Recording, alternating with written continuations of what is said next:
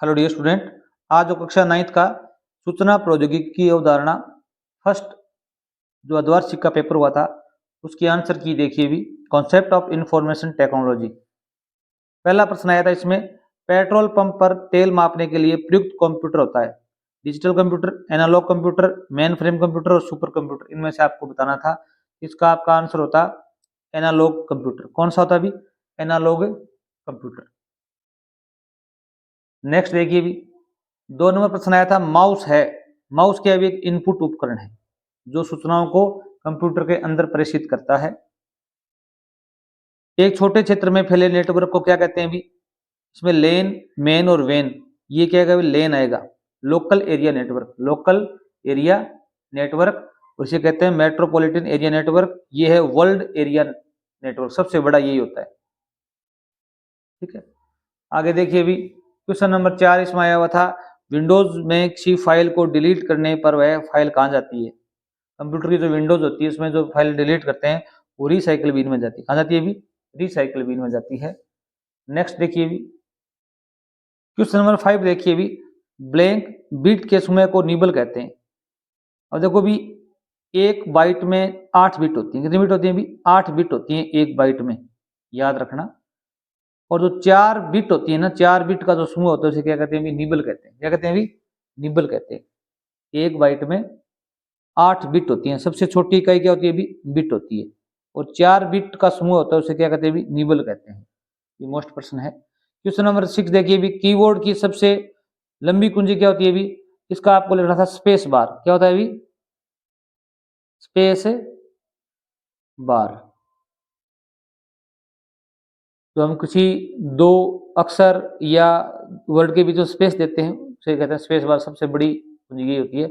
सबसे तीव्र संचरण माध्यम का नाम है, इसमें आप लिखोगे सेल्यूलर फोन। क्या लिखोगे भी? Cellular cellular phone.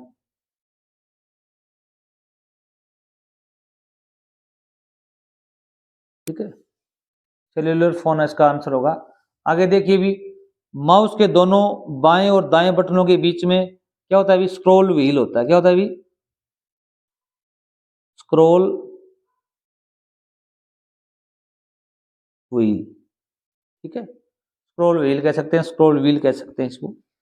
आगे देखिए भी क्वेश्चन नंबर 9 देखो भी, संकेतों को एनालॉग से डिजिटल और डिजिटल से एनालॉग में बदलने वाली युक्ति को क्या कहते हैं? इस युक्ति को कहते हैं मोडेम। क्या कहते हैं भी? आपका उत्तर होगा मोडेम। और इसको फुल फॉर्म है इसकी मॉड्यूलेटर और डीमॉड्यूलेटर। क्या होता है अभी? Modulator, demodulator. इसकी फुल फॉर्म पूछी जाए मोडेम की तो आप बता देना। सुपर कंप्यूटर का उदाहरण दीजिए। सुपर कंप्यूटर में क्या कह सकते हो? बीच में 2-3 उदाहरण दे सकते हो। एरावत दे सकते हो, एरावत एक सुपर कंप्यूटर है। 2 नंबर आप दे सकते हो इसमें परम सिद्धि।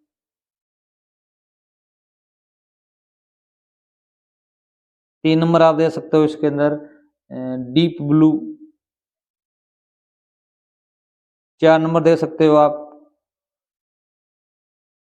क्रेटू। क्रेटू। ALU का पूर्ण रूप लिखना है आपको। ये क्या है अभी? अर्थमेटिक लॉजिक यूनिट होता है। क्या होता है अभी?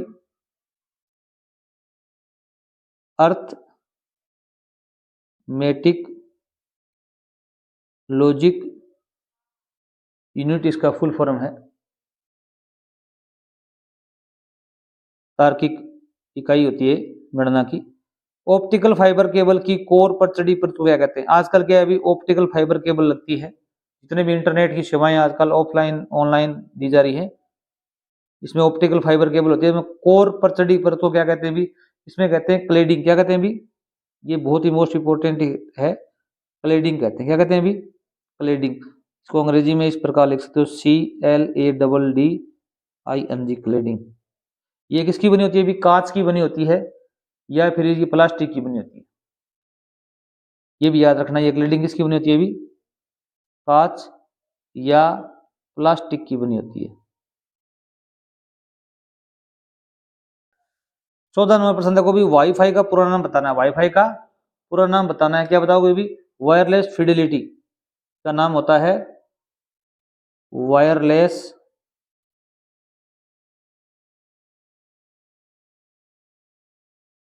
फिडेलिटी, ये वाईफाई का पूरा नाम होता है, वाईफाई। विंडोज में एक सी प्रोग्राम को किस प्रकार चालू किया जाता है अभी? इसमें 2-3 स्टेप होते हैं। पहला है माउस का इस्तेमाल करके स्टार्ट बटन पर क्लिक करेंगे, जिस प्रोग्राम को खोलना है उसे चुनेंगे। अगर वांछित प्रोग्राम नहीं दिख रहा है तो सभी प्रोग्राम पर क्लिक करके पूरी सूची देखेंगे। अगला है मेन का पूर्ण रूप बताना है। मेन का पूर्ण रूप क्या होता है अभी? Metropolitan area network,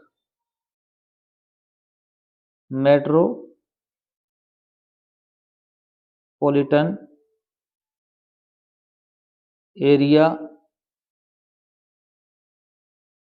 network, metropolitan area network, जो एक शहर तक सीमित होता है। सीमित होता है अभी, एक शहर तक होता है। जैसे ब्लूटूथ है, कुछ मीटर तक कार्य करता है। लेन है वो गांव तक लोकल एरिया नेटवर्क होता है। और जो वेन होता है वो पूरे वर्ल्ड को कवर करता है। ऑप्टिकल फाइबर केबल की संरचना का चित्र बनाइए। इसका चित्र देखो भी।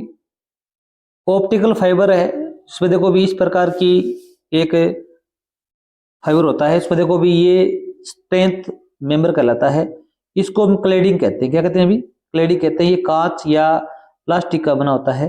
ये कोटिंग है। ये क्या है अभी? आउटर जैकेट होता है। इस प्रकार का ऑप्टिकल फाइबर वायर होता है, जो आजकल इंटरनेट में अधिकतर काम में लिया जाता है। अगला प्रश्न देखो भी, तारा टोपोलॉजी क्या है? एक तरह का नेटवर्क कॉन्फ़िगरेशन है ये, जिसमें सभी कंप्यूटर या नोड्स एक केंद्रीय हब से जुड़े रहते हैं। केंद्रीय हब एक सर्वर के रूप में काम करता है, बाकी कंप्यूटर क्लाइंट के रूप में काम करते हैं। क्लाइंट के रूप में काम करते हैं। जो हब होता है, केंद्रीय हब के रूप में कौन काम करता है अभी? नोड्स। नेक्स्ट देखो भी, 19 नंबर प्रश्न था, रीनेम क्रिया से आप क्या समझते हैं? किसी फाइल, फोल्डर या डॉक्यूमेंट का नाम बदलना, ये रीनेम कहलाता है। क्या कहलाता है अभी? रीनेम। रीनेम, कोई चीज का दोबारा नाम लिखना। कि फाइल, फोल्डर या डॉक्यूमेंट का नाम बदलना, क्या कहलाता है अभी? रीनेम कहलाता है। विंडो को मिनिमाइज और मैक्सिमाइज और क्लोज करने को समझाइए।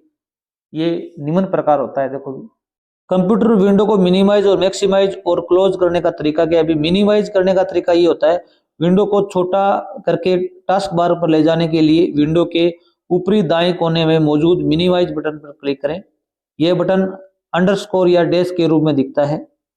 डैश आप जानते होंगे, डैश किस प्रकार निशान होता है अभी? ऐसा निशान होता है।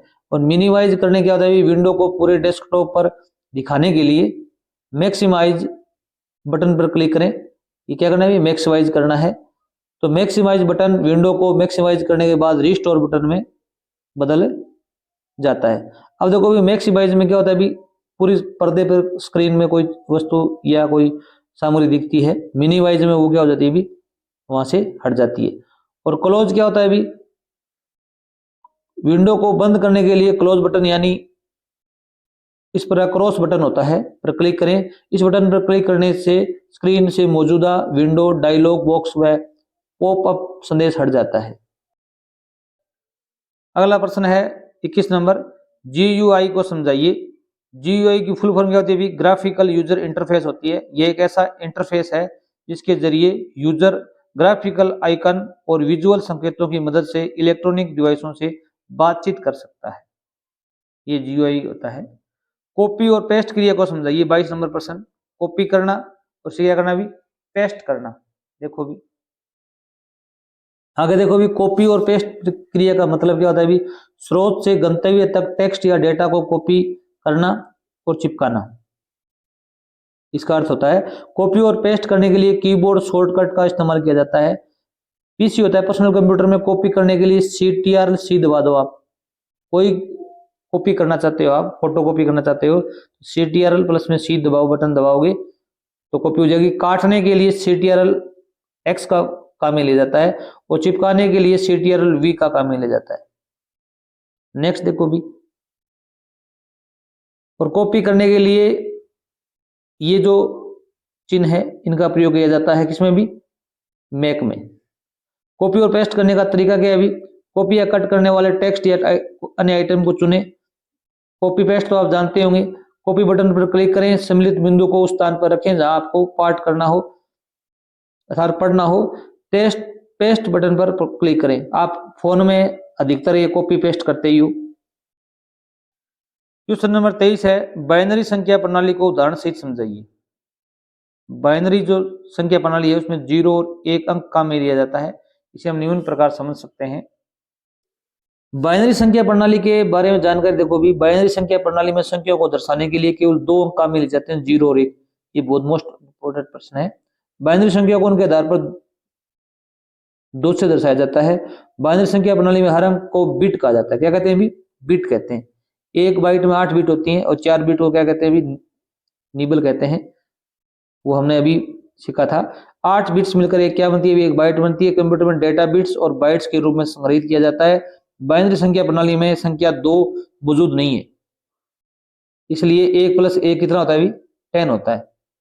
इसके जो सवाल होते हैं 1 + 1 का मतलब क्या होता है भी? 10 होता है, 10 होता है। ये आप कंप्यूटर में कार्य करो तब सीखोगे। बाइनरी योग को एंड ऑप्शन भी कहा जाता है। क्या कहते हैं भी? एंड। बाइनरी गुणन को और ऑप्शन भी कहा जाता है। एंड का मतलब बाइनरी में क्या होता है भी? जोड़ होता है, ऐड होता है। और को क्या कहते हैं भी? गुणन कहते हैं। और बाइनरी घटाव बाइनरी संख्या में 1 और 2 के पूरक लेकर किया जा सकता है। और बाइनरी संख्या में सबसे महत्वपूर्ण अंक बाइनरी संख्या को चिन्ह को दर्शाता है। ऋणात्मक चिन्ह को दर्शाता है। 1 है वो उसको दर्शाता है भी ऋणात्मक को, और 0 है वो धनात्मक को दर्शाता है। तो इस नंबर क्वेश्चन है, एनालॉग व डिजिटल संचार में अंतर बताइए। इसमें आप अंतर इस प्रकार बता सकते हो। इसमें आप एनालॉग सिग्नल और डिजिटल सिग्नल पर, एनालॉग क्या होता है भी? ये एक निरंतर तरंग है जो एक समय अवधि में बदलती है। ये असतत लहर है जो बाइनरी फॉर्म में जानकारी लेती है। एनालॉग है वो, इसको साइन वेव द्वारा दर्शाया जाता है और इसको स्क्वायर तरंगों द्वारा दर्शाया जाता है, डिजिटल को।